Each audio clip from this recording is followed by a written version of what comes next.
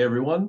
All right, so we are back to discussing this strategy making, strategy executing process, these 5 critical tasks to how do we create a conducive strategy that can be executed properly and kind of be our effective road to where we're trying to get, right?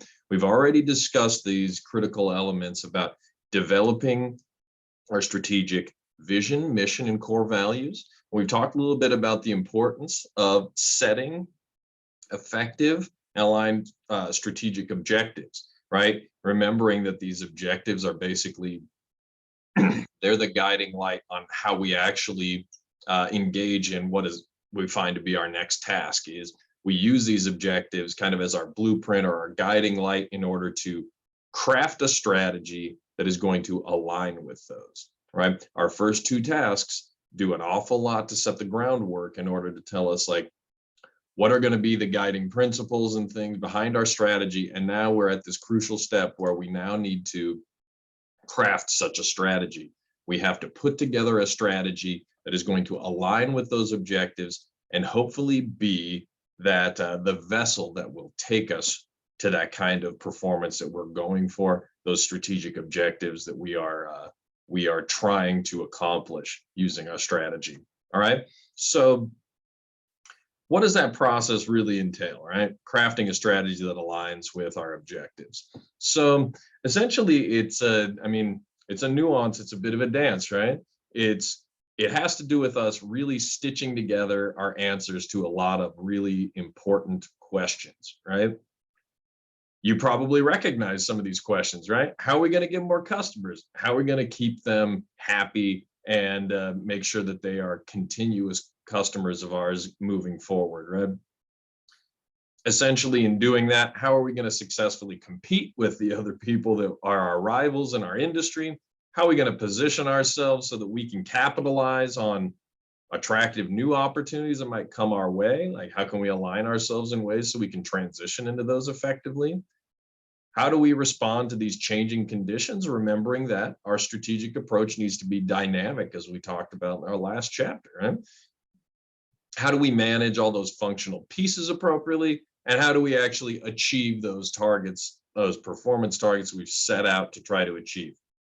Well, this stitching together, this, kind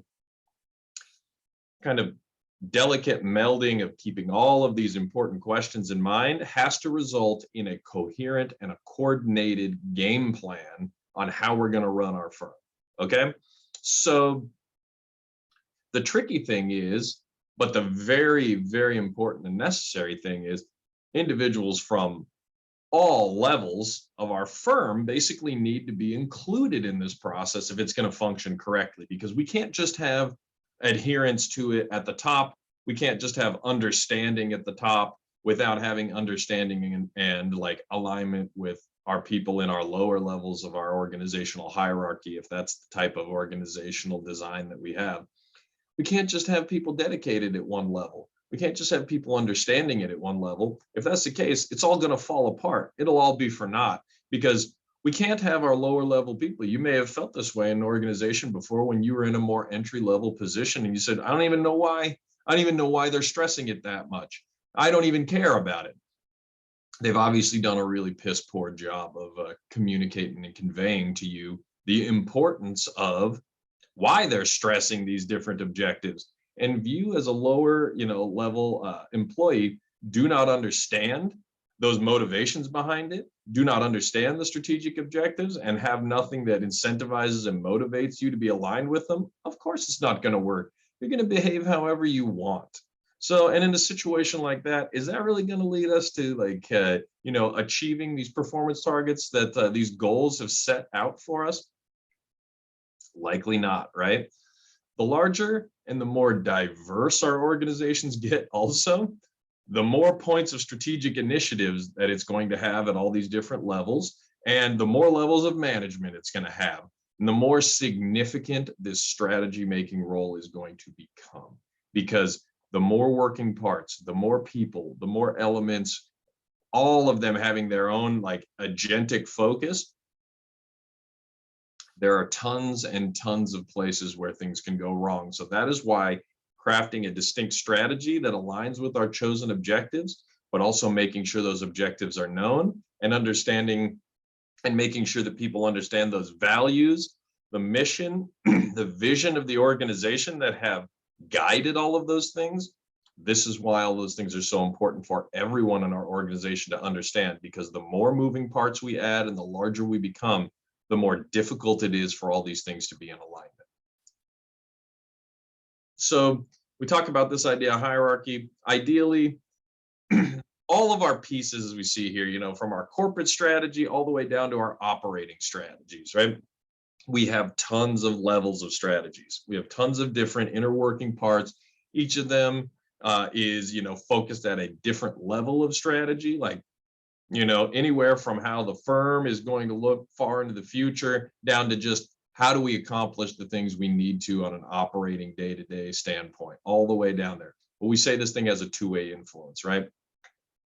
The pieces of your firm strategy up and down, this strategic pyramid need to be cohesive and mutually reinforced, right? They have to fit together kind of like a jigsaw puzzle, you might say. So as a general rule, strategy making has to start at the top of the organization, up here at that corporate strategy level, and it has to proceed downward through this pyramid from the corporate level to the business level to the functional levels of the organization, all the way down to the operating strategy level, right? Once strategies up and down a hierarchy have been created, our lower level strategies have to continuously be scrutinized to make sure that their consistency is aligned and supports the higher level strategies. We can see that this is a hierarchy for a reason. Those ones at the top take precedent, and all of the strategies that are created underneath them that are guided by it, they've got to align.